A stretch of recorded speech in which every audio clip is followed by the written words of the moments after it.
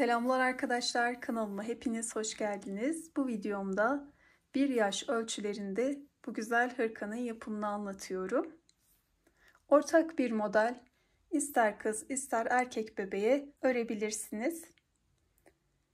Model için 3 yumak ip temin ederek başlayalım. 5 adet de düğme gerekli. Şiş numaramız ise 3,5. Modelimize tepe kısmından başlıyoruz. İlk önce başlık, sonra roba, ardından kollar ve son olarak da beden kısmını örüp tamamlıyoruz. Modelimizde sadece başlıkta dikiş var. Diğer kısımlarda bir dikiş yok. Tamamını ipimizi kesmeden örüp tamamlıyoruz. Ölçülerine geçelim. Başlığımız 24 santim. Genişliğini ve detaylarını video içerisinde veriyorum. Şöyle yaka genişliğine bakalım. 16 santim.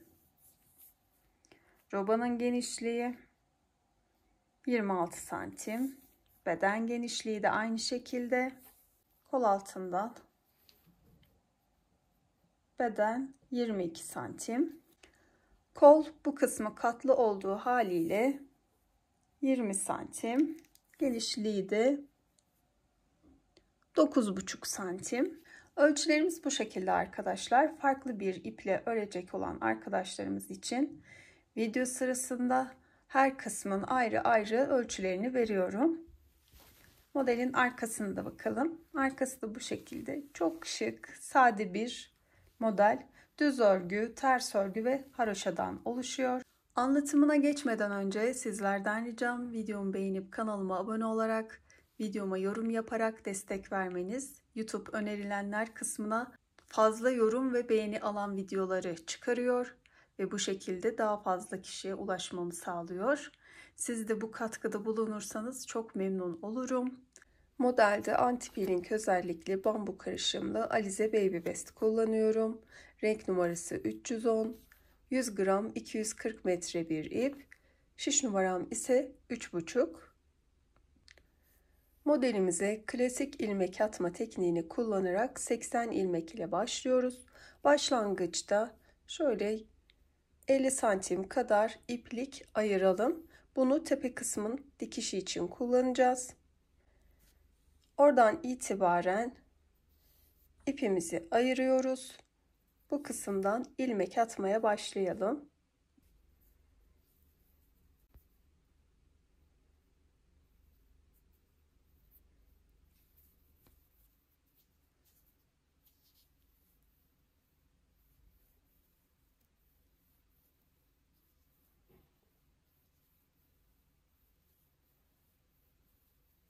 İlmeklerimi attım. Artan ipimi dikiş kısmında kullanacağım. Sadece tepe kısmında dikişimiz var. Modelin sonuna kadar bir dikişimiz yok. Tamamen bütün halinde örüyor olacağız. Haroşa örerek başlığımızı oluşturuyoruz. Şöyle sıra başlangıcında baştaki 2 ilmeğimi birlikte örüyorum. Şişimin üzerine bir doladım. Haroşa örüyorum.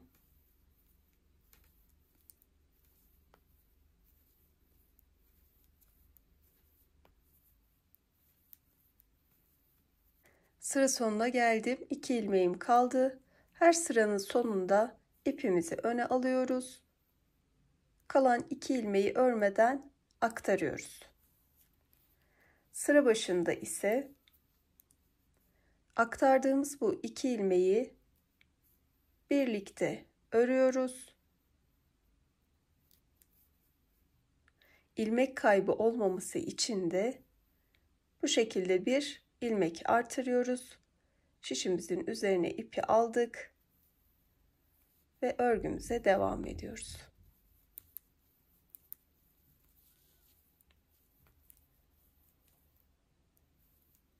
Haroşa örerek sıra sonuna geldim. Yine 2 ilmeğim kaldı. İpimi öne alıyorum. Bu 2 ilmeği örmeden aktardım. Sıra başında 2 ilmeğe şişimi geçiriyorum. İkisini birlikte örüyorum. ilmek kaybı olmaması için de şişimin üzerine ipimi attım. Bir doladım yani.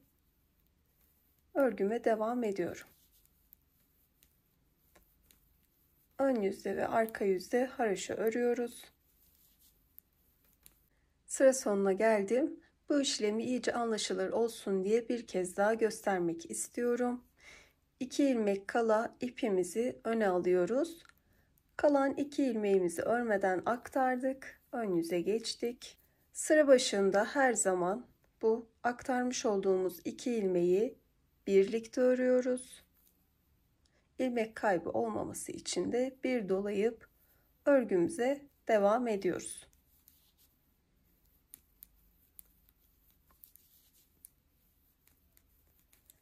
Bu şekilde örmüş olduğumuz kenar hattı modelimizin sonuna kadar aynı şekilde devam ettirilecek.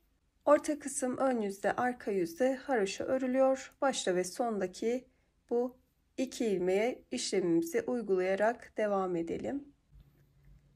Hırkamızın başlık kısmı tamamlandı. Ölçüsüne bakalım. 34 santim. Roba kısmı için ayrımlara geçiyoruz. Ön ayrım için 15 ilmek örüyoruz. 2, 3, 4, 5, 6, 7, 8, 9, 10, 11, 12, 13, 14, 15. Ön ayrım için 15 ilmek ördüm. Bir artırma yapıyorum. 2 ilmek düz örüyorum. Diğer yanından artırdım. Her ön yüzde bu 2 ilmeğin sağından ve solundan gizli artırma yaparak robamızı büyütüyoruz. Kol ayrımına geçtik. Kol ayrımı için 9 ilmek örüyoruz.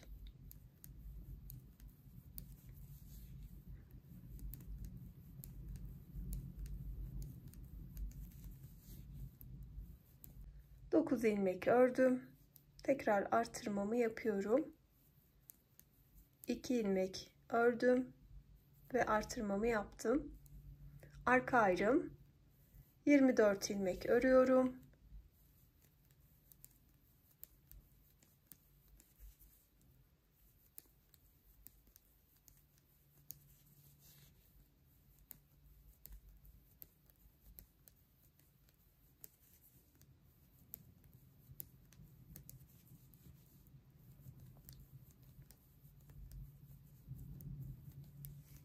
Arka ayrım için 24 ilmek ördüm. Artırmamı yapıyorum. 2 artırma ilmeğini örüyorum.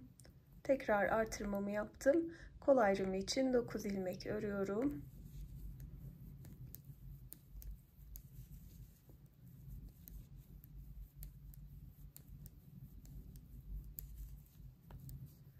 Dokuz ilmek ördüm. Artırmamı yaptım. 2 artırma ilmeğini ördüm. Tekrar artırmamı yaptım. 15 ilmeğim kaldı.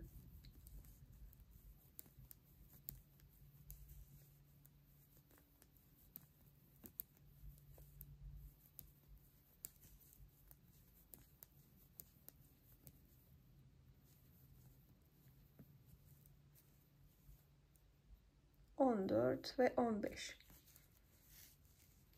Ayrımımızı tamamladık. Arka yüze geçiyoruz. Arka yüzde 7 ilmek düğme bandını örelim. Kenar kısmı yine modelimizin sonuna kadar aynı şekilde bu tekniği devam ettiriyoruz. 2, 3, 4, 5, 6, 7. 2 ilmek kenar kısmı, 5 ilmeği de haroşa ördüm. Diğer uçta 7 ilmek kalana kadar tüm ilmeklerimi ters örgü yapıyorum. Modelimiz ön yüzde düz, arka yüzde ters örülüyor. Düğme bandı kısmı haroşa. Artırmış olduğumuz ilmekleri bu şekilde şişimizi geçirip örüyoruz.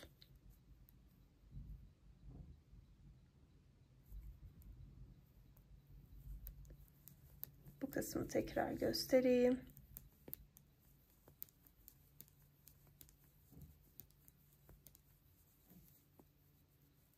Artırmış olduğum ilmek, şişimi geçirdim ve ördüm.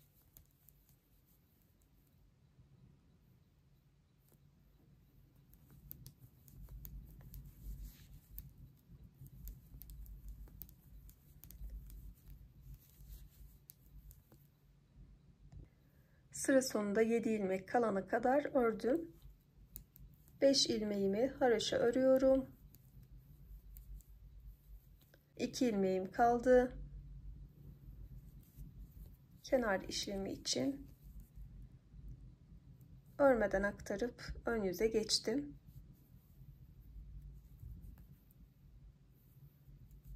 3, 4, 5, 6, 7. 7 ilmek ördüm.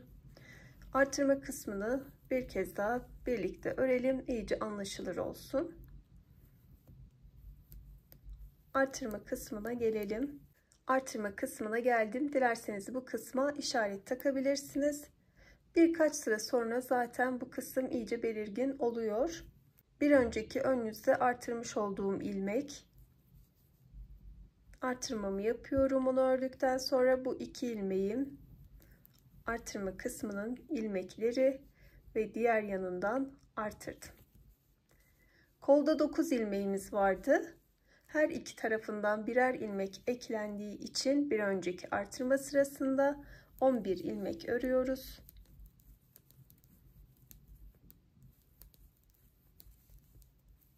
Artırma kısmına geldim. Arttırdığım ilmeği ördüm. Son olarak artırmamı yapıyorum. 2 artırma ilmeğini ördüm. Tekrar artırmamı yaptım. Arka ayrıma geçiyorum. 24 ilmek örmüştük. Bu kez her iki kısımdan birer ilmek eklendiği için 26 ilmek örüyoruz. Artırma kısmına geldim. Artırmamı yapıyorum. 2 artırma ilmeğini örüyorum. Tekrar artırmamı yaptım. Kol ayrımı için 11 ilmek örüyorum.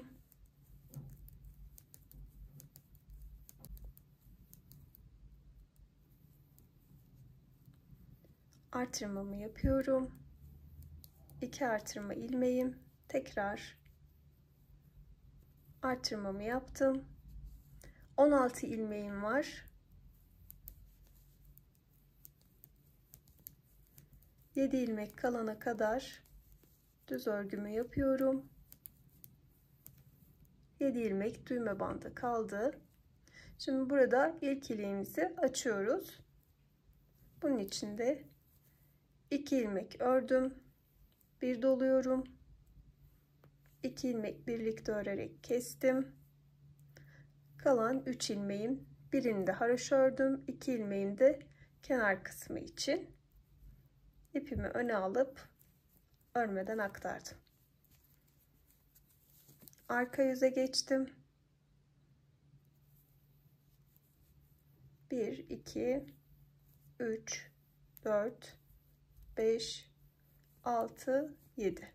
7 ilmeğimi haroşa ördüm. Diğer uçta 7 ilmek kalana kadar tüm ilmeklerimi ters örgü yapıyorum. Sıra sonunda 7 ilmeğim kaldı. 5 ilmeği haroşa ördüm. 2 ilmeğimi de örmeden aktardım kenar kısmı için. Ön yüzde de yine aynı şekilde örüp bu kısmı devam ettiriyoruz. Robamızı her ön yüzde bu 2 ilmeğin sağından ve solundan artırarak büyütüyoruz. Arka yüzde de her iki uçtaki 7'şer ilmek düğme bandı için haroşa örülüyor. Orta kısımdaki ilmeklerimiz de ters örgü. İlk iliğimizden sonra 12 haroşa çizgimiz oluşunca da ikinci iliğimizi açıyoruz. Devamında da 12 haroşa çizgisinde bir iliklerimizi açmaya devam edelim. Robanın artırma kısmını tamamladım. Ölçülerine bakalım. Yaka kısmından itibaren kol altına kadar 12,5 santim. Şöyle bir Arka ayrımında genişliğine bakalım. 28 santim.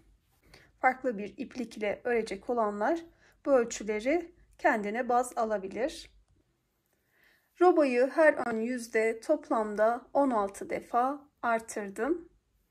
Son olarak arka yüzü örüp ön yüze geçtim. Öreceğimiz bu sırada kolların yapımına başlıyoruz. Artırma kısmına gelelim.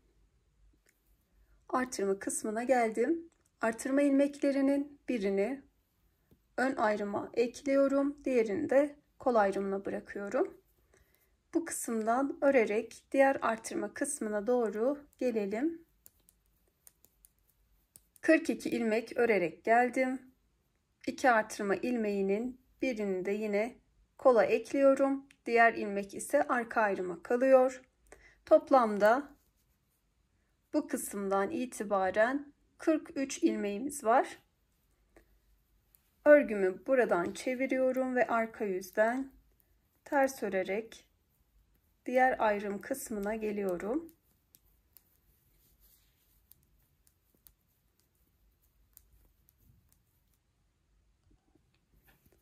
Arka yüzde artırma kısmına geldim. Buradaki bir ilmeği kola katmıştık. Onu ördüm ve bu kısımdan örgümü çevirdim. Artık sadece bu 43 ilmeği ön yüzde düz, arka yüzde ters örerek devam ettiriyoruz. Kolu ilerlettim. Bu kısımdan itibaren toplamda 46 sıra ördüm. Ön yüzde tekli lastik örgü başlatıyoruz kol ucu için. Baştaki ilmeğimi örmeden aldım. Sıradaki ilmeğimi düz örüyorum. Bir ters ördüm. Dördüncü ilmeği keserek yapıyoruz. 3 ilmek ördük. Bir ters örmüştük son olarak. 2 ilmeği birlikte düz ördüm. Bir ters, bir düz, bir ters, 2 ilmeği birlikte düz. Yani 3 ilmekle bir kesme yapıyoruz.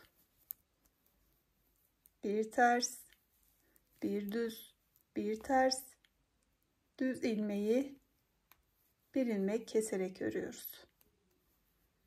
Bir ters, bir düz, bir ters, düz ilmeği birlikte örerek bir ilmek kestik. Bir ters, bir düz, bir ters, düzü bir ilmek keserek yaptık. Bu şekilde devam ediyoruz.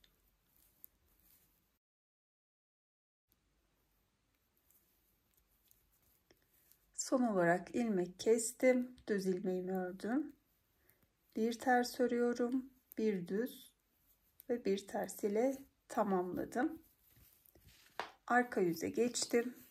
Baştaki ilmeğimi yine örmeden alıyorum. Sıradaki ilmeğim ters. Ters ilmeğimi ters örüyorum. Düz ilmeğimi düz. Artık sadece ilmek yönüne göre örerek devam ediyoruz. Ön yüzde de arka yüzde de aynı şekilde örülüyor. Düz ilmekler düz, ters ilmekler ters. Lastik kısmı 21 sıra ördüm. En son sırayı da ön yüzde ördüm. Arka yüzde ilmeklerini kapatıyor olacağız. Onun öncesinde şöyle ölçülerini bir vereyim. Düz örgü kısmı 18 santim. Lastik örgü kısmı da 8 santim. Genişliği de 20 santim diyelim. Çünkü kenar kısımlar içe doğru kıvrılıyor düz örgü olduğu için. 20 santimde genişliği. Baştaki ilmeğimizi örmeden alıyoruz. Ters ilmeğimizi ters örüyoruz. Bir önceki ilmeği de üzerinden atlatarak kapatıyoruz. Düz ilmeği düz ördük. Yine aynı şekilde kapattık. Ters ilmeği ters örüyoruz. Üzerinden atlatarak kapatıyoruz. Düz ilmeği ördük. Üzerinden atlatarak kapattık. Ters ilmeği ters ördük. Yine aynı şekilde. Lastik örgü formunu korusun diye bu şekilde ilmek kapatarak bu tekniği kullanıyoruz.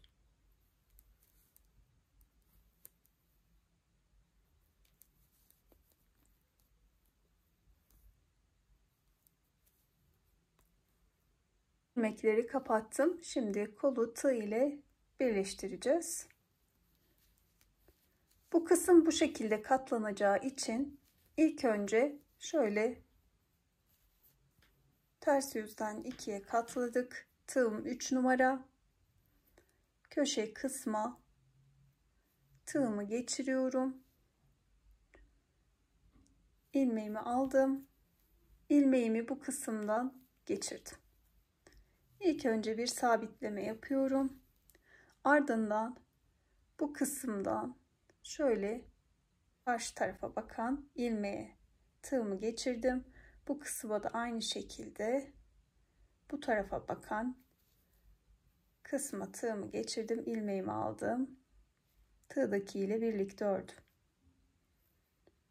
Şöyle sırayla aynı işlemi karşılıklı lastik örgünün yarısına kadar yapacağız.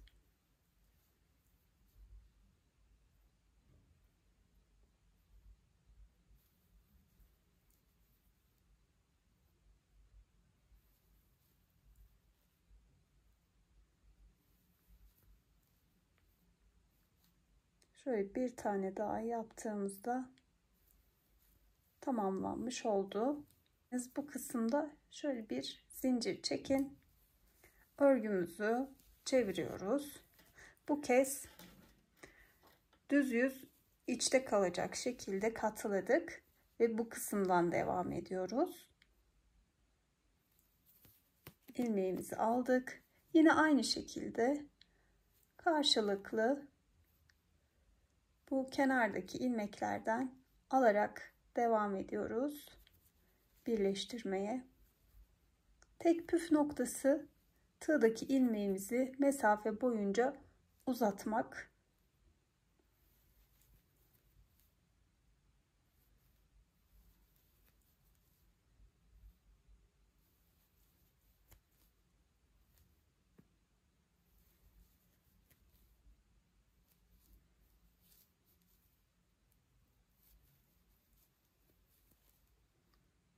Sonrasında da bu kenardaki ilmeklerden düz örgü kısmından alarak devam ediyoruz.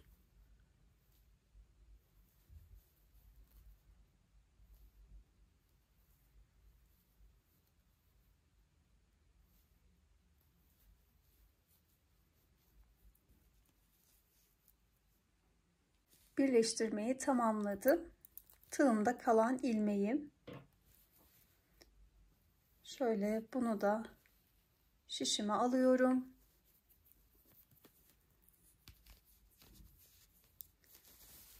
Şöyle ön yüze çeviriyorum kolu. Bakın muntazam bir şekilde birleştirmesini yaptık. Bu kısımda böyle görünüyor. Şöyle katladık. Bakın çok güzel bir teknikle kolumuzu tamamlamış olduk. Şimdi arka ayrımı örerek diğer kola gelelim. Artırma kısmına geldim. Buradaki iki ilmeğin birini arka ayrıma, diğerini de kola bırakıyorum. Koldaki ilmekleri artırma kısmına kadar örelim. Diğer artırma kısmına geldim. Buradaki bir ilmeği de kola kattım. Diğeri de ön ayrıma kaldı. Örgümü buradan çevirdim. Ayırdığım kısma kadar koldaki ilmekleri örüyorum. Arka yüzde artırma kısmına geldim. Buradaki bir ilmeği kola katmıştık. Onu da örüp örgümü çevirdim. Bakın. Şimdi sadece ayırdığımız bu 43 ilmeği diğer kolda yaptığımız gibi ilk önce 46 sıra örelim. Ardından 3 ilmekte bir kesme yaparak tekli lastik örgümüzü kuralım. Tekli lastik örgümüzde 21 sıra ördükten sonra arka yüzde kapatıp Burada olduğu gibi birleştirme kısmını tamamlayalım. Örgümün kollarını tamamladım.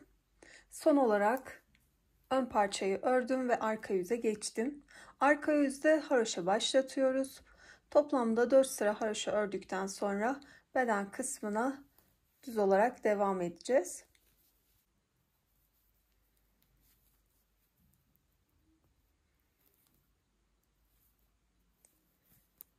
Tüm ilmeklerimizi haroşa örelim. Sırayı tamamladım. Ön yüze geçtim. İlk haroşa çizgimiz oluştu. Beden kısmında da toplamda 124 ilmeğimiz var. Ön yüzde ve arka yüzde haroşa örerek 4 sıra haroşa çizgisi oluşturalım. 4 haroşa çizgisini tamamladım. Artık örgümüze bu kısımda olduğu gibi her iki kenardaki 7 ilmek düğme bandı için bu şekilde devam edecek. Ön yüzde orta kısım düz örgü, arka yüzde de ters örgü.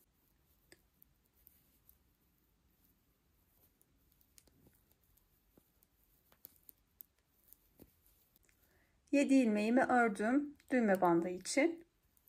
Diğer uçta 7 ilmek kalana kadar düz örüyorum. Sıra sonunda 7 ilmeğim kaldı. Bunları da örüyorum. Arka yüze geçtim. Arka yüzde de yine aynı şekilde devam ettiriyorum. 7 ilmeğimi düğme bandı için örüyorum. Diğer uçta 7 ilmek kalana kadar ters örgü yapıyorum. Sıra sonuna geldim. 7 ilmek düğme bandını örüyorum. Ön yüze geçtim. Beden kısmını artık bu şekilde devam ettiriyoruz. Hırkanın beden kısmını ilerlettim. Her 12 haroşa çizgisinde bir de iliklerimi açtım. Toplamda 5 tane iliğimiz olacak. Son iliğimi de ön yüzde sıra sonunda açıp tamamlamış oldum. Şöyle bir kol altından bu kısmın ölçüsünü de vermek istiyorum. 20 santim. Düz örgü bu kısımdan itibaren tamamlandıktan sonra haroşa kısma geçiyoruz. 5 haroşa çizgisi tüm ilmeklerimizi örüp kapatıyor olacağız. Başlayalım örmeye. Yine aynı şekilde kenar hattımızı devam ettiriyoruz. Tüm ilmeklerimizi 5 haroşa çizgisi örelim. İlmeklerini kapatalım. 5 haroşa çizgisi ördüm. İlmekleri kapatmaya başlıyorum. Bir ördüm. Diğer ilmeği üzerinden atlatarak tüm ilmekleri kapatıyorum.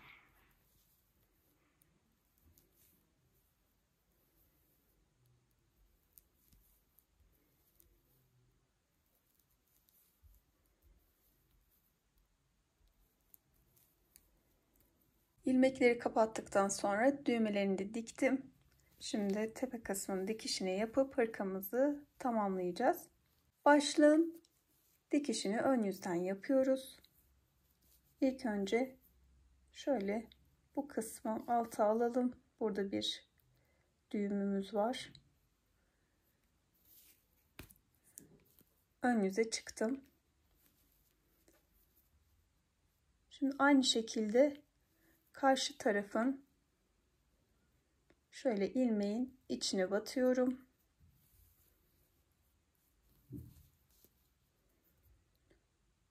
Ve aynı yerden bu kısımdan çıkıyorum.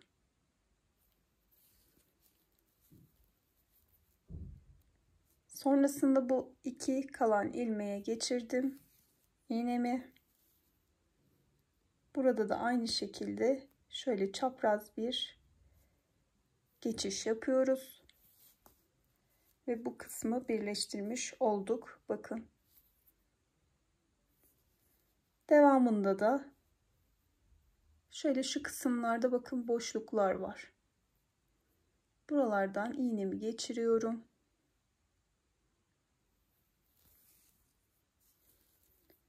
Burada da yine aynı şekilde. Ve hafif çekiyorum. Karşı tarafa geçtim. Ardından bu tarafa geçiyorum.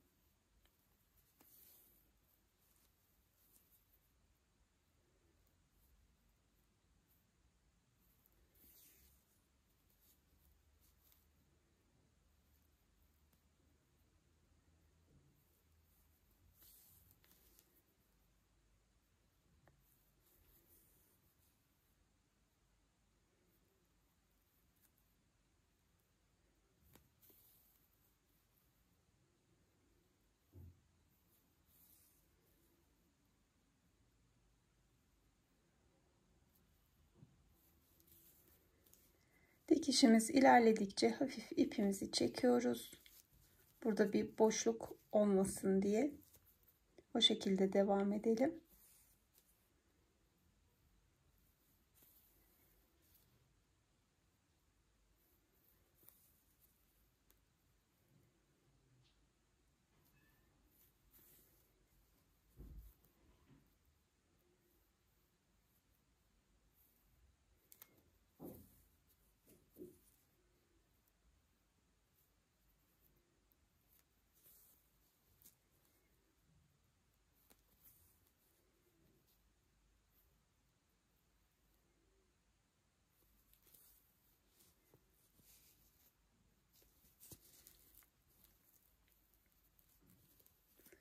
Bakın sanki hiç dikiş yokmuş gibi burada bir hat oluşturuyoruz.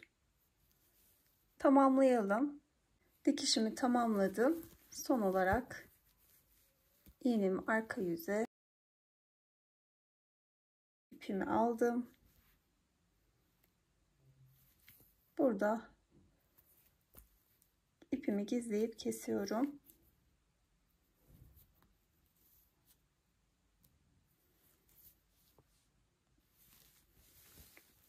Şöyle bir bakıyoruz. Muntazam bir dikiş elde ettik ve hırkamız tamamlandı. Vakit ayırıp benimle birlikte bu güzel modeli ördüğünüz için teşekkür ederim. Videomu beğenip kanalıma abone olarak, videoma yorum yaparak bana destek vermeyi unutmayın lütfen. Bir sonraki modelde görüşene dek sevgiyle kalın.